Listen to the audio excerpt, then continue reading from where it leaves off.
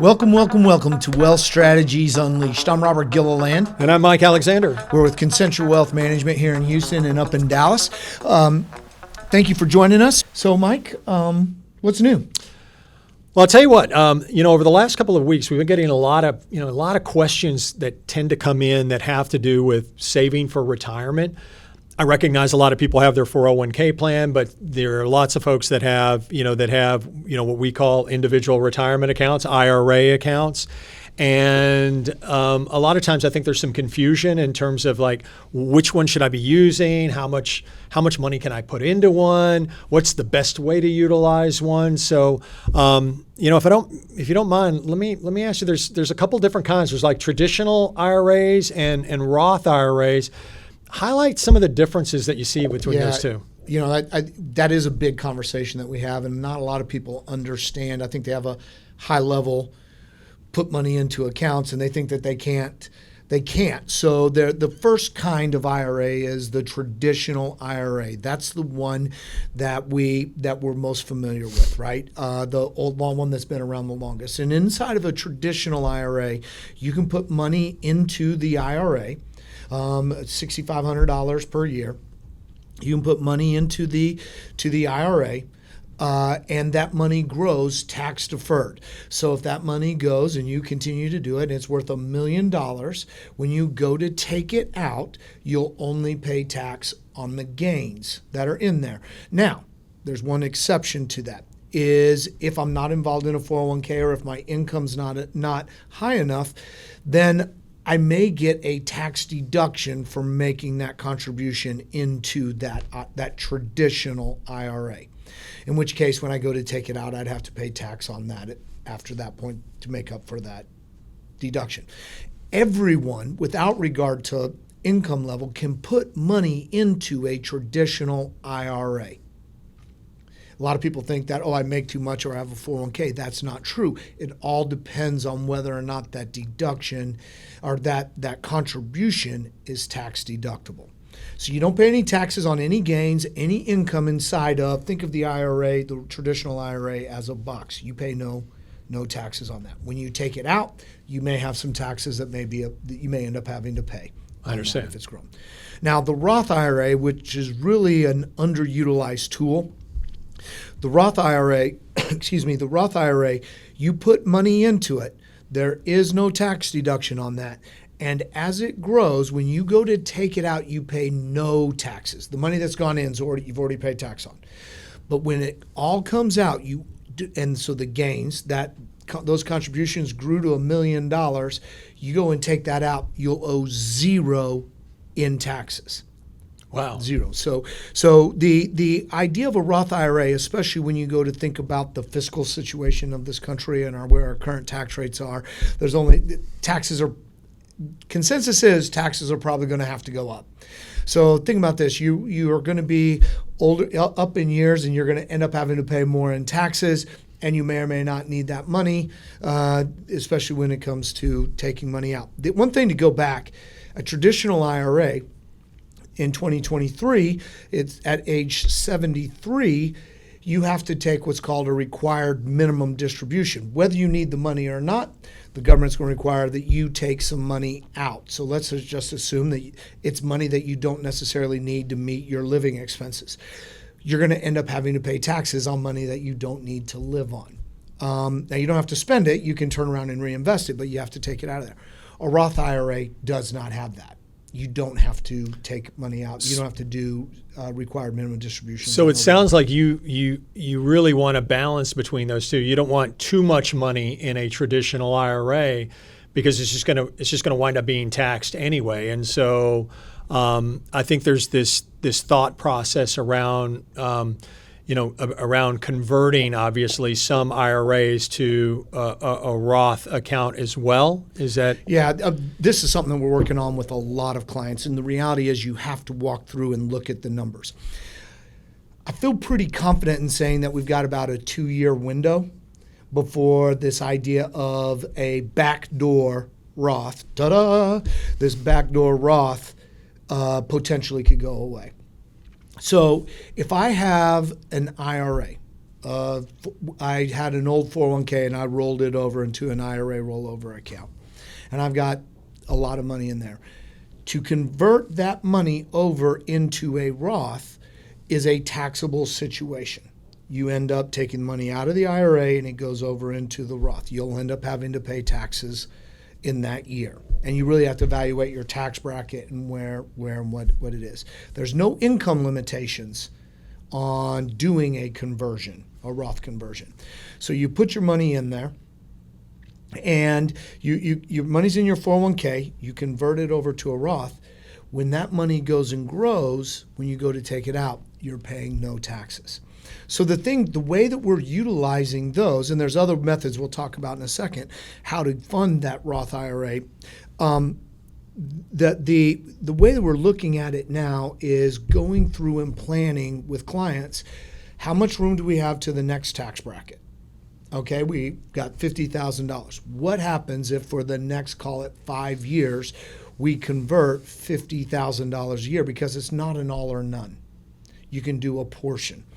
So we convert a portion of that, $50,000 a year. What happens to that money? Which one at age 94 do you end up with more money? Right. And so a lot of the conversations in doing these conversions, we're finding a lot of people where it makes a tremendous amount of sense. We're also finding people where it doesn't, in which case you don't go through and do it. You have to work with your CPA, and you have to do the planning, you have to do the analysis to see what makes sense.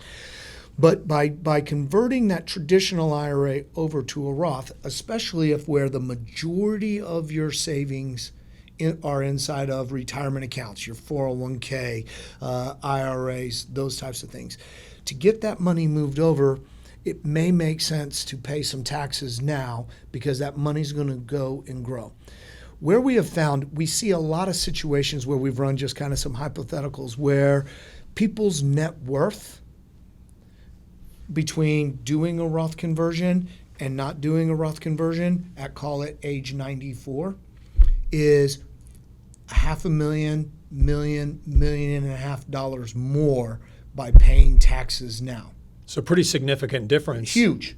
By paying it up front as opposed to paying it later. That's right. And the reason why is because that money grows, and by doing that, you reduce the amount of required minimum distribution that you have to take starting at age 73 this year. Right. Quick question for you. So, obviously, people tend to, change jobs, or they might retire from a job that that they've been working at for quite some time, and they've got money that's sitting in their 401k plan. What do you think the best direction to go is in terms of whether traditional IRA or Roth, or what should I do? Should I leave the money in the 401k? What should I do?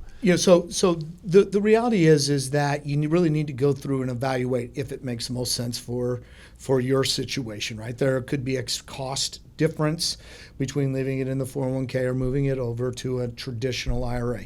You'll want to move it to a traditional IRA. But where this Roth comes in is that from there you can start to plan to pick some of that up. So one thing that I didn't mention about doing that conversion over to a Roth IRA is that, and we see a lot of clients that they're going to have assets left over when they pass away. They want those assets. They want to live the life that they want to, and if there's anything left over, that's great. But they want them to pass to their heirs tax efficiently. The way the current laws are right here, right now, is if I inherit a traditional IRA, I'm a non-spouse inheriting a traditional IRA, I have 10 years to empty that. The important thing is that it's a non-spouse, so my parents passed away, I inherit their so IRA. Like a child. That's okay. right. I have to empty that traditional IRA in 10 years. Within 10 years. Now I can do it all at once. I can do 1/10. I can wait till the 10th year. That will be a taxable event to me. Okay. With a Roth IRA, you still have that 10-year time frame that you have to empty it, But when that money comes out, it's 100% tax-free. No tax. So it's a great way to, if you want to make sure that you maximize the amount that you leave to your non-spousal beneficiaries, having a traditional IRA, a Roth IRA makes a lot of sense. Right. So tell me a little bit. We talked a little bit about converting and whether or not a traditional IRA or a Roth IRA or the combination of the two, which a lot of times makes sense. What if I'm a person who's like, I'm young enough and I'd love to contribute to a Roth, but I make too much money. Yeah, this is where you can still go through and do this. All right. So the way this is technically the backdoor Roth IRA. Anyone, without regard to their income, can make contributions to a traditional IRA. There's no income limits. Where the income limits come in is whether or not it's deductible. Anyone can make the contributions to a traditional IRA.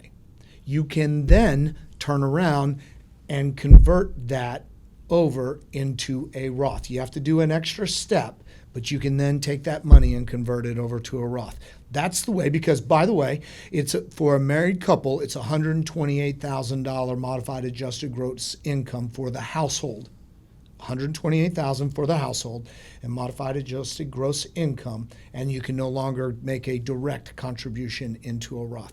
But this backdoor Roth, if I do it first into a traditional IRA and then roll it over. Now think about this, or do the conversion. Think about this. If I go and I put my $6,500 into my traditional IRA, I don't invest it. It just goes in there. And then at some point in the very distant or very close future, almost immediately, you pick up that contribution and do the conversion. If it was a non-deductible contribution into the traditional IRA, there'll be virtually no taxes. No taxes, right. Because it will not have grown, wouldn't have gone up a bunch. And what are the odds that I have to believe that someone in government recognizes that people might be taking advantage of that? How long do we have before somebody's can't do that anymore? Yeah, my take is that given the current state of things in Washington, we have about 2 years. Right. So there's an opportunity to go to do that. And one of the things people might say is, well, there's only 2 years left. It's not really going to make that big of a difference. Well, I think it will make a big difference, because if you're talking about having money invested and you've got a longer time horizon, or doing a Roth conversion and you've got this long time horizon, because that 65-year-old, that married couple with someone who is 65 has a 90% chance that one of them is making it into their 90s rather. Right. And so there's a good chance that money can last for a long time. It's got a long time for it to sit there and grow tax-free. Well, it seems like a terrific idea for investors to be taking advantage of this where it's possible, because as we all know, you can already do catch-up contributions for for your 401k plans, and so having this additional tool at your disposal to be able to save additional monies can really help people kind of close that gap that I think we talk about a lot, right? That's right. Something that's not really a backdoor Roth IRA, but something that I do think that people should evaluate, and you have to go through, they need to evaluate this, and you've got to do some calculations. We go through and do planning on this, is if you have the ability to have a Roth 401k, in other words, your employer gives you that as an option, you really need to evaluate whether or not that makes sense. That might be a way to get some Roth money put away. And starting next year, they're going to be able to do the match into the Roth. Now, that'll be a taxable event. You'll pay tax for it to go inside of there. Any money that goes into a Roth has already been taxed. But creating a tax-free income in retirement, or access to capital that doesn't have taxes, makes a ton of sense, especially when you look at the current situation where we are in this country right now. You know what, Robert? It seems like some of these things can get pretty complex. What do you recommend that an individual or a family do if they have lots of questions about this and how to, how to navigate it best. Yeah, I think that the first thing, and I think we talk about this every time, is that you have to have a plan. Right. You have to be able to go through and have a reasonable assumption of what your income needs are going to be, as well as what your income sources are going to be. And what we found is that in a lot of cases, people, when they get to where they're having to take their required minimum distributions, their required minimum distributions end up being more than what they need because they've efficiently managed their Social Security payments. They've done a good job savings, and they've got a lot of money inside of their retirement accounts. So they're having to take 50, 60, 70, 100,000 more dollars out of retirement accounts every year than what they need.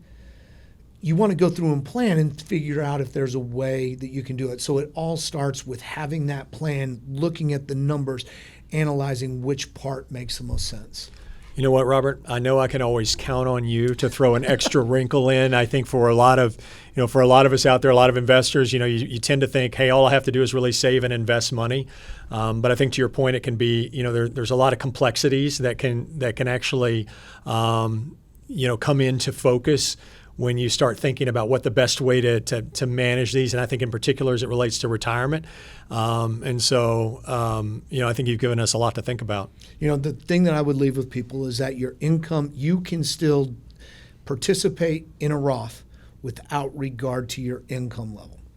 And it makes a tremendous amount of sense to evaluate what your options are, whether it is a Roth conversion from a traditional IRA, whether it is an old 401k into a traditional IRA and having a plan. There's no question tax rates are probably going to end up going up. Right. And if they end up going up, you want more tax-free income. No kidding. Well, Mike, thank you. Appreciate it. Thank you. Hope you enjoyed this and got some good information. We'll be back next Monday, and we'll see you next week. See you next time.